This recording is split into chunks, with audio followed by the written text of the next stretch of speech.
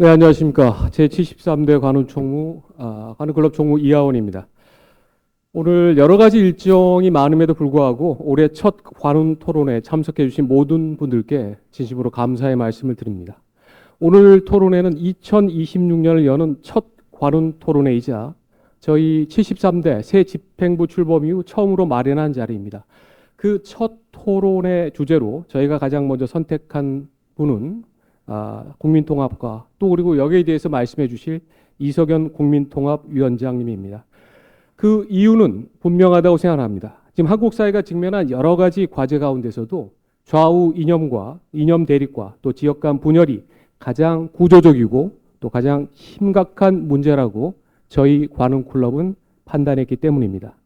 이럴 때일수록 갈등을 부추기는 말이 아니라 또 갈등을 어떻게 넘어설 것인지에 대한 진지한 성찰과 해법을 듣는 자리가 필요하다라고 생각을 했습니다. 국민통합위원장은 바로 그런 문제의식 위에서 위원회가 출범을 했고 또 위원장님이 그 책임을 맡고 계십니다. 오늘 이석연 위원장께서 어떻게 한국 사회 분열 구조를 진단하고 또 어떤 방향으로 통합의 길을 모색해야 할지에 대해서 말씀해 주시고 토론할 예정입니다. 오늘 토론회가 단순한 진단을 넘어서 대한민국의 심각한 이 국민 사회 분열과 여러 가지 문제의 통합에 대한 생산적인 논의의 출발점이 되기를 기대합니다. 오늘 토론을 함께해 주실 패널 여러분들을 제가 소개해 드리겠습니다. 패널 소개는 저를 기준으로 오른쪽부터 황준범 한겨레 신문 논설위원입니다. 박수로 좀 맞아주시기 바랍니다. 네. 그 다음으로 김희준 YTN 해설위원입니다. 다음에 제 옆에 박용 동아일보 논설위원입니다.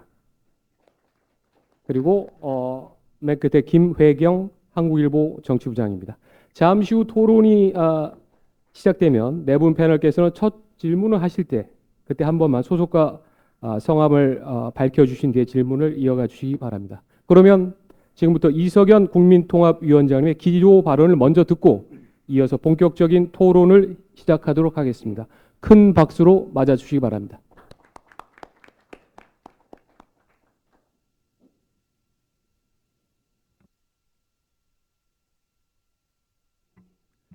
여러분 반갑습니다. 새해 복 많이 받으십시오. 우리 모두가 존경하는 윤동주 시인은 이렇게 읊었습니다. 인생은 살기 어렵다는데 시가 이렇게 쉽게 쓰여지는 것은 부끄러운 일이다. 국민 통합, 누구나 그 필요성을 강조하고 있는 이 시대의 화두입니다. 이재명 정부의 제1의 국정 방향이자 국정 철학이기도 합니다. 그러나 지금 우리 사회의 분열상과 갈등은 치유되기는커녕 더 심화되고 있습니다. 있는 실정입니다. 체감 민심은 여론조사 수치와는 달리 싸늘합니다. 국민 통합과는 멀어지고 있습니다. 이런 상황에서 감히 국민들에게 국민 통합을 당연한 것처럼 설파하고 있는 저 자신 역시 부끄러움을 금할 수 없습니다. 그간 우리는 개혁 외치는 자가 오히려 개혁의 대상이었고 성역은 없다고 주장하는 자가 성역이었고 세상을 바꾸겠다고 주장했으나 세상은 바뀐 것 없고 사람만 바뀐 현실을 무수히 목도해 왔습니다. 국민통합이라는 용어가 정치인들의 립 서비스 수준으로까지 변질되고 있습니다. 이런 상황에서 국민통합을 외치는 것이 오히려 국민통합의 방해물이 아닐까 하는 우려감마저 들고 있습니다. 국민 편가르로 인한 상호 불신과 증오의 늪이 깊어지고 있는 이 현실에 대하여 국민통합위원장으로서 책임을 통감합니다.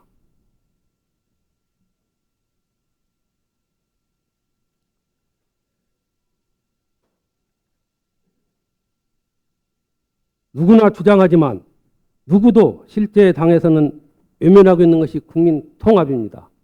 토론 때 제가 몇 가지 예를 들 기회가 있으면 말씀을 드리려고 합니다. 이 국민 통합의 의미와 근본 원인이 무엇이고 그 해법은 어디에 있는지를 막연한 뜬구름 잡는 식이 아닌 좀 더 구체적인 표현으로 말씀을 드리기 위해서 이 자리에 나왔습니다.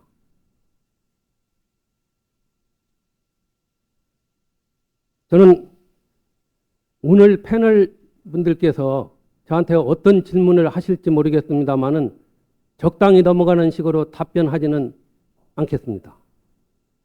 저는 공직을 맡을 때마다 다산 정약용 선생이 하신 말씀, 즉 벼슬을 부임받으면은 낙창을 먼저 생각하라는 이 말씀을 항상 새기고 있습니다. 그리고 남명 초식 선생이 하신 말씀, 선비의 가장 큰 기계는 오직 출처 하나에 달려있다. 출처, 즉 벼슬을 시작하고 그만둘 때에 달려있다. 고 하신 말씀도 저는 가슴에 새기고 있습니다. 작년 9월 저는 국민통합위원장을 맡으면서 국민통합의 의미와 방향으로 두 가지를 설정하였습니다. 첫째, 국민 각자가 지닌 다름과 차이를 인정하고 존중하면서 함께 가는 것. 둘째, 관용과 진실, 자제에 입각한 공동체 정신을 헌법적 가치로 바로 세우는 것이 국민 통합의 길이라고 했습니다. 그 과정에서 헌법이 국민 통합의 나침반이 되어야 한다고 말했습니다. 이는 지금도 마찬가지입니다. 국민 통합에는 성역이 없습니다. 현 정부와 생각이 다르고 대통령을 지지하지 않았던 국민과도 서로를 보완하면서 그분들과 함께 갈 수 있는 길을 모색해야 합니다. 그렇지 않은 반쪽짜리 통합은 과거의 전철을 되풀이하는 것입니다. 한편으로 현 정부는 헌정질서 파괴 세력에 의한 내란 행위를 극복하고 출범했습니다. 그렇기 때문에 내란 세력과 그에 동조했던 자들과는 같이 갈 수 없습니다. 이들은 통합의 대상이 아닙니다. 저는 얼마 전 국민의힘 장동혁 대표를 만나서도 분명히 말했습니다. 내란 세력 및 그에 동조했던 분들과 결별하고 보수의 정도를 가달라고요. 내란 세력에 대한 철저한 단죄는 반드시 필요하고 저는 그렇게 되리라고 확신하고 있습니다. 그렇게 돼야 합니다. 정의를 외면한 자들에게 정의를 말할 수 없습니다. 그들에게까지 통합의 잣대를 들이댈 수는 없는 것입니다. 우리 사회의 갈등 현상은 정치, 즉 이념, 지역, 계층, 세대, 젠더 등 다양한 분야에서 나타나고 있습니다. 국민통합위원회는 각 분야별로 분과위원회를 구성하여 현장 행보를 통해서 갈등을 해소하기 위한 노력을 기울여 왔습니다. 그리고 상당한 연구 성과도 쌓았습니다. 그러나 국민 통합의 가장 큰 변수는 정치 분야, 즉 진영 논리에 입각한 정치 갈등입니다. 나머지 갈등 분야는 이에 비하면 종속 변수에 지나지 않습니다. 정치 갈등 해소를 위한 노력을 외면한 채 종전과 같은 통합위원회의 활동은 장식기관으로서의 구색 갖추기에 지나지 않는다고 봅니다. 그런 통합위원회라면 저 같은 사람은 마땅치 않다고 저는 생각을 합니다. 국민 통합과 갈등의 국민 분열과 갈등의 진원지는 정치권과 국회입니다. 저는 그간 국회의장과 여야 대표들을 만나서 이 점을 분명히 하면서 국민 통합을 위한 정치권의 관심과 협조를 요청했습니다. 헌법의 테두리 내에서 정치가 이루어져야 합니다. 정치는 헌법이 마련해 준 궤도를 따라서 운영이 돼야 합니다. 헌법은 정치라는 위성이 운항할 수 있는 궤도를 마련해 주는 것입니다.